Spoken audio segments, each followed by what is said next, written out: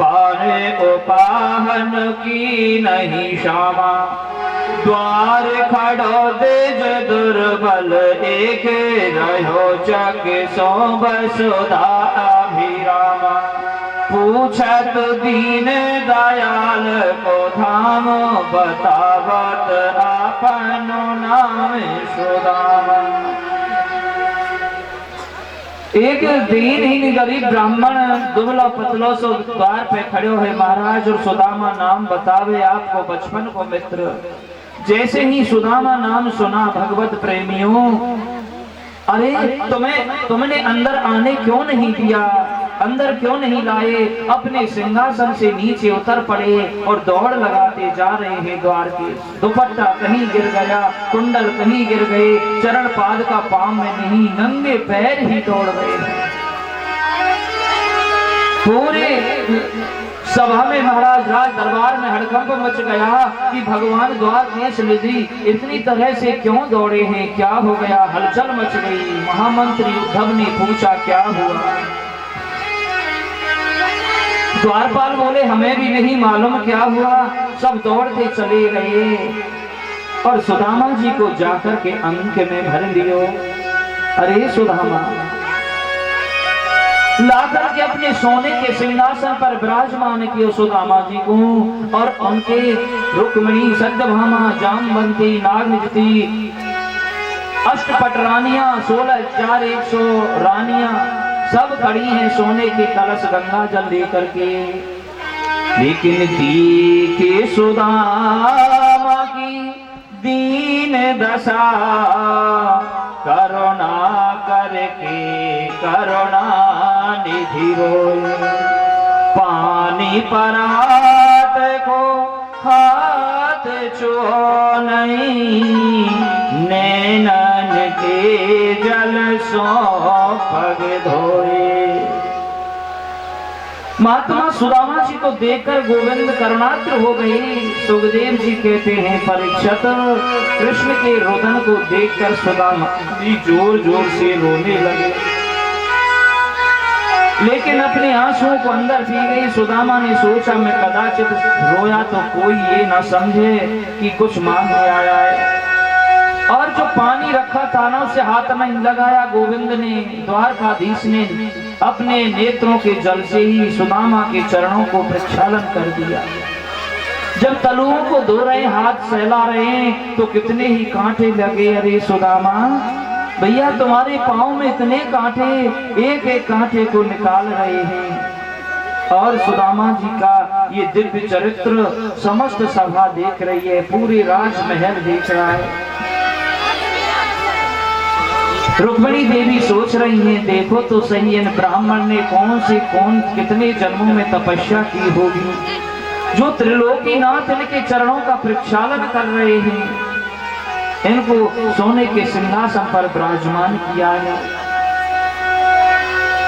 भगवान चरणों को धो रहे हैं, अपने पीतांबर से पहुंच रहे हैं। रुक्मिणी देवी पंखा झल रही है। आचार्य सुखदेव जी कहते हैं परीक्षित श्री कृष्ण ने सुदामा जी का जो अद्भुत स्वागत किया, वो स्वागत किसी दरिद्र का नहीं होता है, किसी भिखमंगे का नहीं है। स्वागत है सुदामा के जीवन के त्याग का। यदि त्याग ना होता तो इतना स्वागत गोविंद कैसे करते। और महाराज भोजन की तैयारी सब करने लगी। जब चरण प्रक्षालन किया, दोनों मित्र मिले तो पूछने लगे हैं कि किमनेन कृतं पुण्यमवधूतेन भिक्षुणा श्रियाहीनेन लोकेस्मन् गर्हितेनाधमेन च।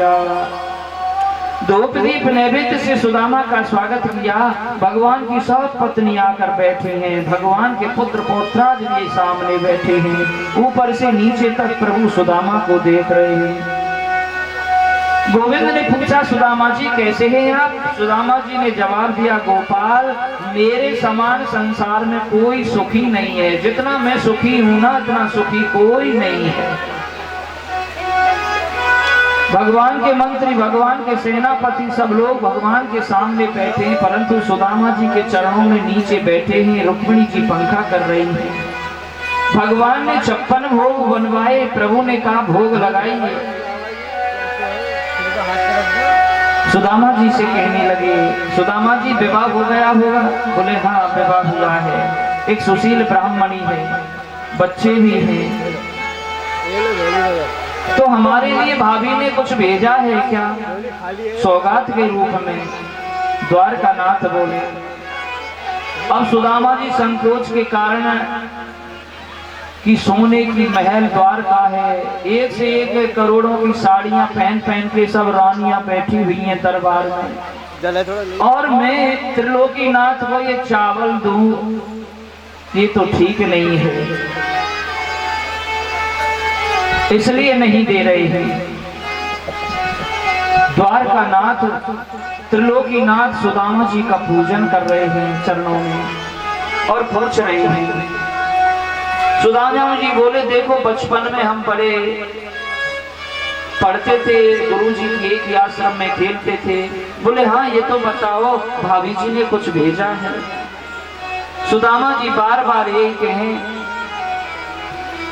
अरे एक बार हमको देखो गुरु माता ने जंगल में भेजा था, मैं तुम्हारे गुर चनान को खाए गयो, बड़ा अच्छा नहीं किया भाई जी मैंने। फिर भगवान श्री कृष्ण कहे सुदामा भाभी ने कुछ भेजा है क्या? हे भगवान हर भूलूं हर नाम न भूलूं। हम बातों में उलझा रहे, हम कह रहे हैं ये भीड़ चली जाएगी तब निकाल के दे देंगे, अब सबके सामने चावल कैसे दें संकोच में। तब तो महाराज कछु भावी हमको दियो सो तुम काहे न देत, चाप पोटरी काख में रहे कहो की।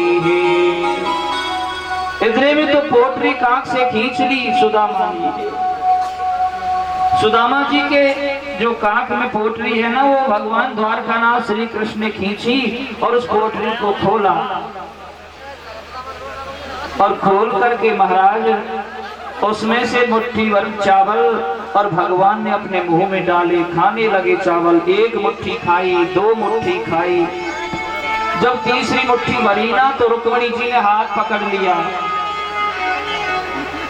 और रुक्मिणी जी ने हाथ पकड़ा क्योंकि 3 लोगों का राज, 2 लोगों का राज्य भगवान ने 2 मुट्ठी चावल खाने से ही दिया। 3 लोगों का दे दोगे तो हमारा क्या बनेगा, इसलिए हाथ ऊपर से बोल दिया महाराज कच्चा चावल है, ज्यादा मत खाओ दर्द हो जाएगा। प्रभु बोले रुक्मिणी जी तुमने ठीक नहीं किया, मुझको इन चावलों में इतना आनंद आ रहा है कि जिसका कोई जवाब नहीं है।